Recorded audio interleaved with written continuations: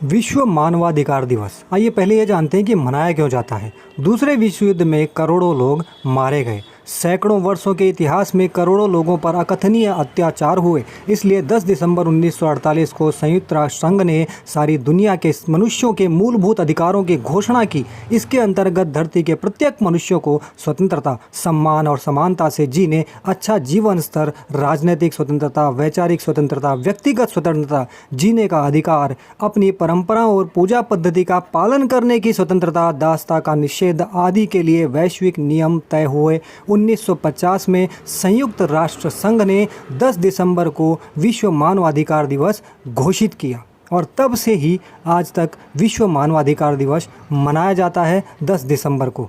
मानवाधिकार दिवस लोगों को उनके अधिकारों के प्रति जागरूक करने के उद्देश्य से मनाया जाता है। मानवाधिकार में स्वास्थ्य, आर्थिक, सामाजिक और शिक्षा का अधिकार भी शामिल है। मानवाधिकार वे मूलभूत नैसर्गिक अधिकार हैं जिनसे मनुष्य को नस्ल, जाति, राष्ट्रीयता, धर्म, लिंग आदि के आधार पर वंचित या प्रताड़ित नहीं किया जा सकता। ये तो थी विश्व मानवाधिकार की बातें, लेकिन क्या वास्तव में ये विश्व मानवाधिकार दिवस सही है?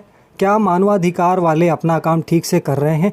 क्या ये लिंग और जाति, धर्म, मजहब के आधार पर भेदभाव नहीं कर रहे? कहाँ है हिंदुओं के पास मानवाधिकार?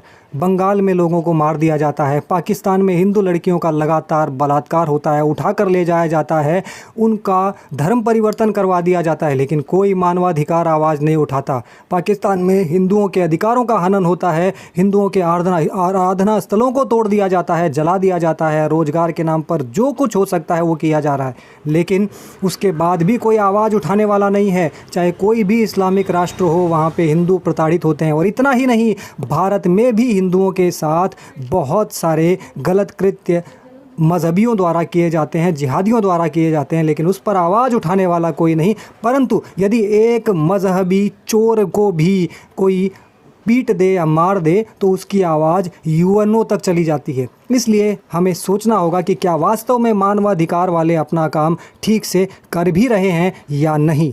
इसलिए अब ज़रूरत है कि हम पुरजोर ताकत के साथ संगठित होकर अपनी आवाज़ उठाएं और अपने अधिकारों की रक्षा के लिए मांग करें। हो सकता है हमारी आवाज़ उठाने में कहीं कमी हो, इसलिए हमारे साथ ऐसा हो रहा है।